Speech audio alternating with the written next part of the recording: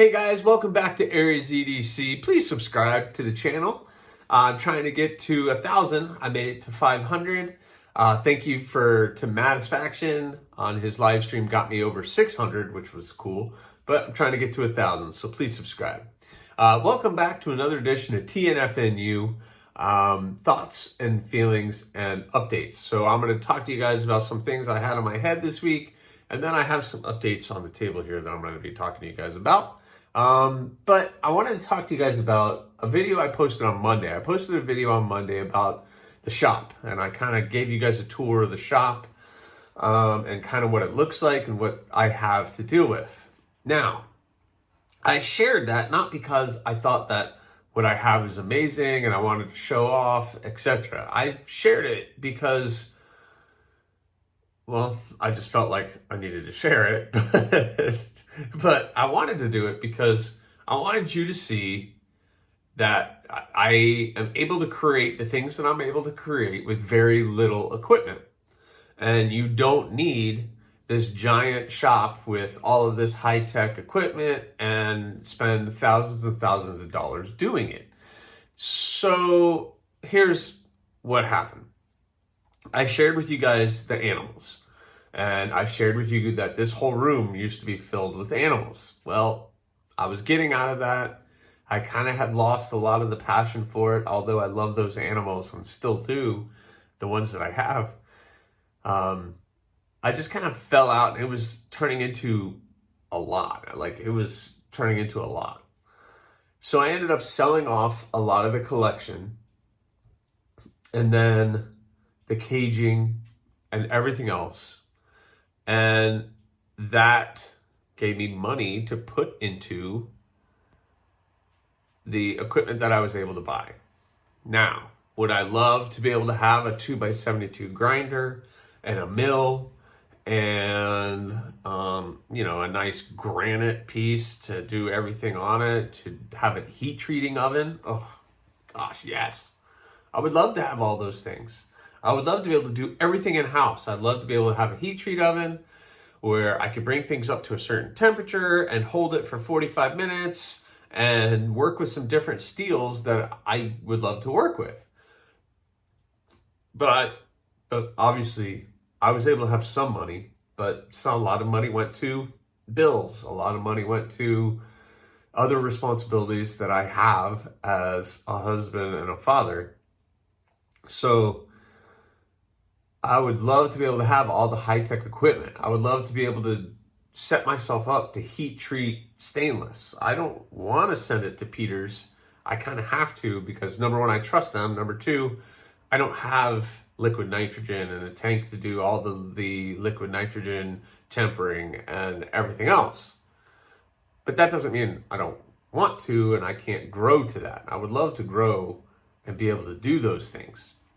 So I think I don't think you guys felt that way, but I felt like some people thought I was showing off, and I wasn't showing off. I was just sharing what I had and maybe inspiring, because ultimately I want to inspire people to do what I do. The knife making world is awesome. People are super supportive, and I want to share that you could do it with very little equipment and very little room. I don't have a lot of room. You guys saw it. I have it laid out and it works, and I'm able to create the things that I create doing that. So I'm just trying to throw it out there that, anybody can do this. I am not some super talented guy. I am able to create the things that I do with very little equipment. And you can do it too. We just pool a little bit of money together and you're able to get some equipment to do the basic needs that what you need to do. And I learned everything I do off the internet, off of just meeting some different people within the industry, talking to other makers that I have met at knife shows, etc., that kind of share the same interests, and I'm able to do it. And the knife people are so supportive because everybody wants you to be successful. And that's refreshing. Instead of thinking you as competition, they're like, well, here's a tip to make your to make that better, because they've been through it. They've been through the struggle of trying to learn and trying to create, and they want everybody to be better. So that is awesome. Like, for instance, I posted the video on the Damascus issue, and I reached out to a friend who is another maker, and I'm like, hey, you guys warned me about this, the delamination on that stainless or on the Damascus. And he was like, yeah, cool. And I was asking him, hey, where do you get yours from? Because obviously I don't want to buy Damascus from them anymore. And he gave me some links. He gave me some cool ideas. And it was very supportive and was like, you need to call them and get your money back and blah, blah, blah. And it's been awesome. And I love being able to have that resources to reach out and people be very willing to help me out. And that's kind of what the community is, you know. And the reason I shared that video was just because I wanted to share with you guys what I do, but also to maybe inspire somebody to be like, wow, he only has that, I could do this too.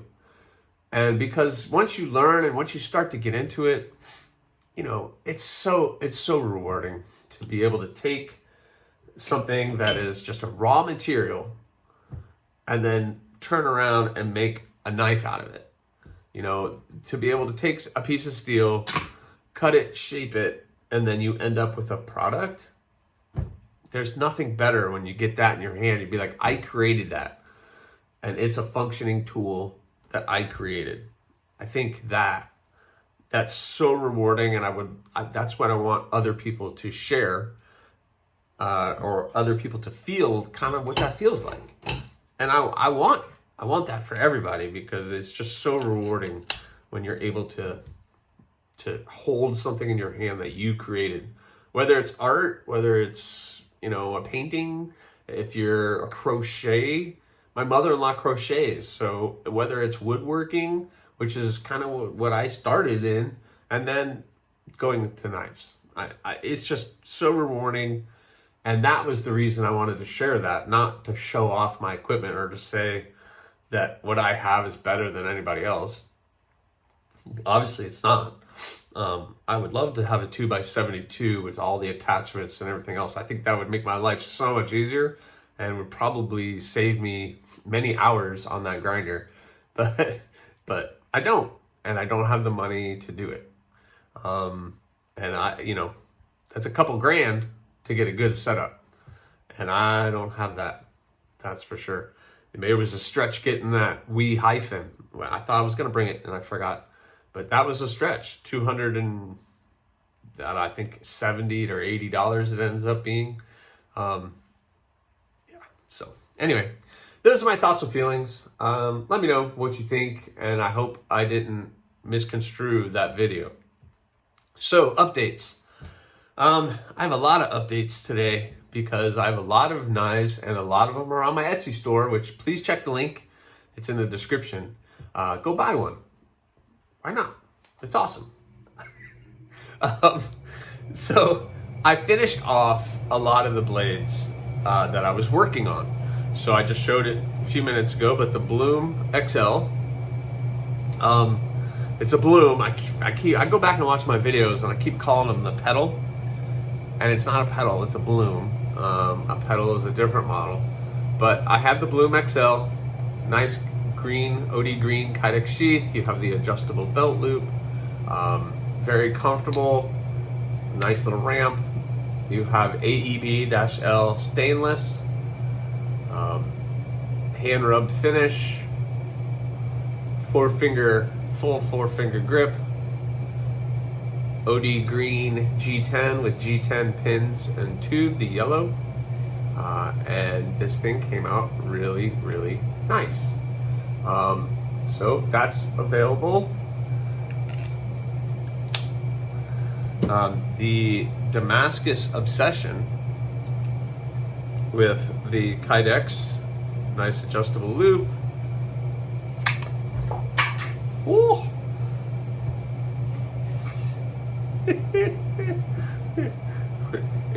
it pops off. So Damascus Obsession, wow. With curly maple handles They came out really nice.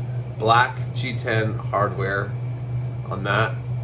Damascus turned out really, really nice. And a really cool little blade.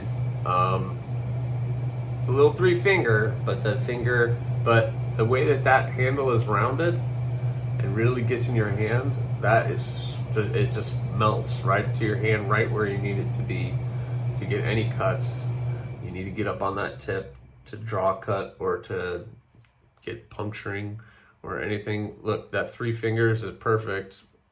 With this knife this size, you're probably going to be cutting more like this than you are like this, but you could pull back and do that. But this thing is very comfortable and an awesome little blade. I really like the way that came out. So that was a good project. I have to do this again. Okay, I do know how to take it out of the sheath without it flying everywhere. This has been done for a while, but I'm going to share it again because why not? Boom, the Crow. Nice orange Kydex sheath. Nice fall colors with the orange and the orange tubes. Yes, the brown rich light. Acid etched, stone washed. It's a chunky little beast. 440C stainless. Hardened to 61 HRC. Same with the Bloom XL is at a 61 HRC as well. So nice hardness level for those blades. So the Crow is also available. And I just finished this one. Now, this one is going to have 2 sheaths. You have the black and pink and the green and pink, but this is the Flamingo. Just finished this guy up. Did the funky lanyard with the green, the black. I made a custom bead. It's all handle material that was used in the blade. It's going to be probably hard to see, but it is the micarta in the middle with the G10. It kind of turned out really good. Boom. Boom. So Flamingo is done. Acid etched, stone washed. Got the little pops of green in there. Got the pink. Got the black liner. The bead turned out really cool. I made that myself, so just another thing that I'm able to do. Super comfortable in the hand. You got 3 fingers, but you're able to get that lanyard for that 4th finger. The forward harpoon, you get your thumb way up there. If you need to pinch it, your finger is right there on the harpoon and you can puncture. There's enough a tip there that you can really puncture, but then it's super slicey as well. So that is the Flamingo. Really excited about how that came out. And I shared a picture with the owner. Everybody I think knows now, Stacy Bolster Blades. This was something that she created with me, which was awesome. And she's super happy with it. So I'm going to get this out to her whenever she's ready for it. But she's got the 2 sheaths, so she's feeling funky. Or she needs to lay back a little bit. I mean, the knife itself is loud enough. but it turned out really, really good. Now, here's the thing. Just because the first one looks like this doesn't mean anything. Doesn't mean they all have to look like that. So basically, once I get the design, I can do whatever I want. So if you want blue, if you want green, if you want orange, if you want red, if you want micarta, you want Keraynite, you want any of those materials, I can do whatever. I mean, I can do anything. For the most part, I haven't worked with a lot of stuff, but I got some cool things coming. I'm hoping they're coming in the mail today. Ooh, I just remembered. I got a fun package coming today. Oh, that's going to be awesome. I can't wait to share that with you guys. And then these 2. I just started these this week. One we'll start with this one. So this is the mini gargoyle. The person who asked me to make this, I had to pull out the blank. So you have a gargoyle is just a skeletonized model that I have. And then you have the naked column, or here, let me pull out the naked column. But then he has a naked column and he has a gargoyle. And the gargoyle's a little big, but he wants something with a little bit more of a puncturing tip than the naked column. So I worked together with him, and I kind of took the gargoyle and I shrunk it down a little bit, gave it a smaller handle, and now we have the mini gargoyle. So this is three and a half fingers, I'll say. Blade length is still not terrible. Let's see what it is. Blade length is roughly 2 3/4, and that's to the back of the heel. So the sharpening edge is about 2.5. So that's a nice little EDC sized fixed blade that is going to be skeletonized. So I have it roughed in. The bevels are all roughed in, looking pretty good.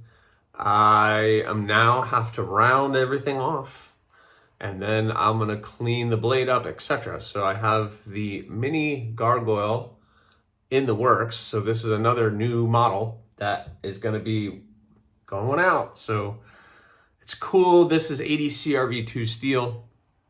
It's much lighter than I thought it would be. What do you guys think? Should I put another hole right there?